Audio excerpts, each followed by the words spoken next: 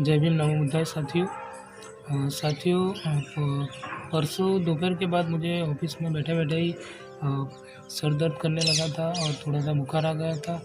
तो परसों दोपहर के बाद मैं छुट्टी लेकर के घर वापस आ गया था और घर वापस आते वक़्त बीच में ही जो बारेजा है वहाँ पर दवाखाना है। तो वहाँ से मैं दवाई लेकर ही आया था। मगर जब चेक किया मुझे बुखार, तो बुखार थोड़ा ज़्यादा था। दवाई लेकर के घर आया, फिर घर आकर के दवाई खाकर, खाना खाकर फिर मैं सो ही गया था रात को। सुबह में फिर तकरीबन 9:30-10 बजे तक उठा कल सुबह। तो थोड़ा-सा मुझे आराम मिला था। फिर कल मैंने छुट्टी रखी थी,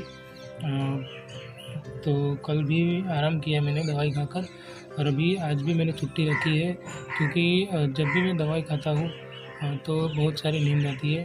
तो इसी कारण मैं अगर आज गया होता ऑफ़िस पर तो वहाँ पर भी मुझे नींद आती। तो इसी कारण मैंने आज भी छुट्टी रखी और आज भी मैं घर पर आराम ही करने वाला हूँ।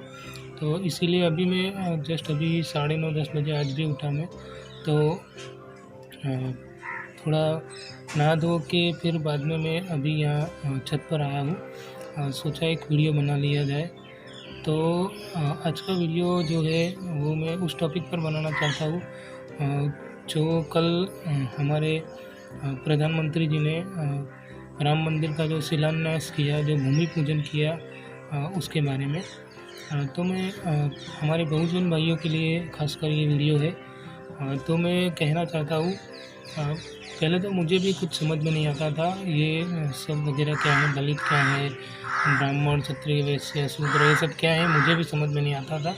लेकिन जब से मैंने डॉक्टर बाबा साहब अम्बेडकर को पढ़ना चालू किया, तथागत गौतम बुद्ध को पढ़ना चालू किया और बहुजन महापुरुषों को पढ़ना चालू किया, तब से मुझे समझ में आ गया है तो हम अपने आप को जो हिंदू कहते हैं वो किस तरह से सारा हिंदू समाज किस तरह से रहता है और क्या इसमें किसके ऊपर बरसों से राज किया, किसने किसके ऊपर जुल्म ढाए, वो सब मुझे समझ में आया। तो हमारे हिंदू समाज में 4 वर्ण होते हैं जो कि ब्राह्मणों ने ही बनाए हैं। उसमें 4 वर्णों में ब्राह्मण, क्षत्रिय, वैश्य और शूद्र, ये 4 वर्ण आते हैं। तो उसमें सबसे ऊपर जो माना जाता है हिंदुओं में, वो ब्राह्मण होते हैं। सबसे ऊंची जाति जो मानी जाती है वो ब्राह्मणों की है। फिर उससे नीचे जो है वो क्षत्रिय होते हैं और उससे नीचे जो होते हैं वो वैश्य होते हैं, यानी जो व्यापारी वर्ग होते हैं वो, और सबसे नीचे जो होते हैं वो शूद्र होते हैं।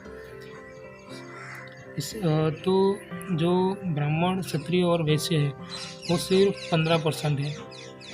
यहाँ हमारे देश में ब्राह्मण, क्षत्रिय और वैश्य जो है वो सिर्फ 15% है और शूद्र जो है वो 85% है।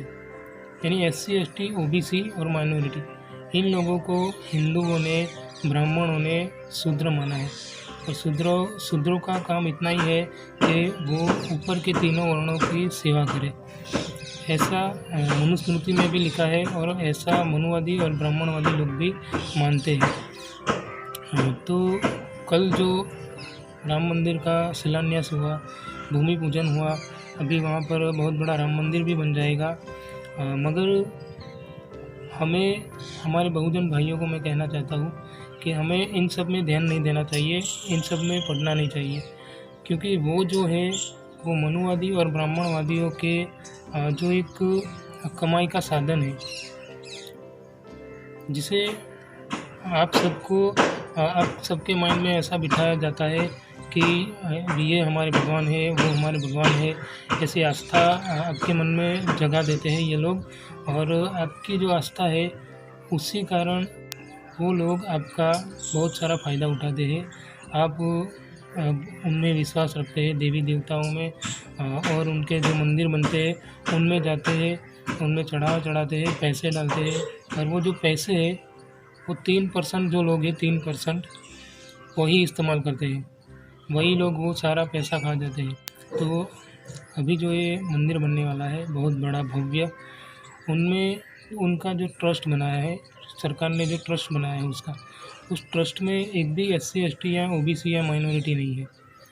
जो 15% लोग हैं वही सारे लोग इस ट्रस्ट में हैं। तो अभी ये जब मंदिर बन जाएगा, खड़ा हो जाएगा भव्य, तो उसमें सभी लोग जाएंगे, सभी हिंदू जाएंगे, चाहे वो ब्राह्मण हो, क्षत्रिय, वैश्य हो या शूद्र हो, और ज़्यादातर तो शूद्र ही जाएंगे, हमारे ही बहुजन समाज के लोग, और वो ही जाके उसमें पैसे डालेंगे आस्था के नाम पे। और फिर उन पैसों से जो 3% लोग हैं वो उस पैसों से मतलब उसका इस्तेमाल करके अपना पेट भरेंगे, अपनी कमाई करेंगे। तो मैं अपने सभी बहुजन भाइयों को ये रिक्वेस्ट करना चाहता हूँ, उनसे ये मेरा नम्र निवेदन है कि मंदिरों में मत उलझिए, मंदिरों में मत जाइए। अगर आपको कहीं जाना है तो लाइब्रेरी जाइए, स्कूल जाइए, आपके बच्चों को भी पढ़ाइए, और सिर्फ बाबा साहब अम्बेडकर को मानिए और तथागत गौतम बुद्ध के विचारों पर चलिए, उनको पढ़िए, तो आपको ज़िंदगी जीने का तरीका समझ में आएगा।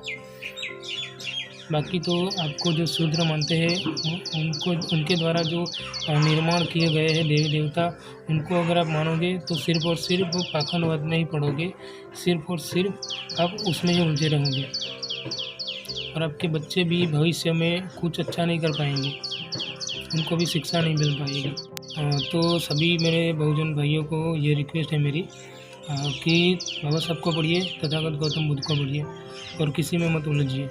अगर आप बाबा साहब को पढ़ते हैं, तथागत गौतम बुद्ध को पढ़ते हैं, तो ही आपका जीवन सुधरेगा। तो आज के लिए इतना ही। अगर आपको ये वीडियो अच्छी लगी हो तो वीडियो को लाइक कीजिए, शेयर कीजिए, और अगर आप मेरे चैनल पर नए हो तो चैनल को सब्सक्राइब कीजिए। जय भीम, नमो बुद्धाय।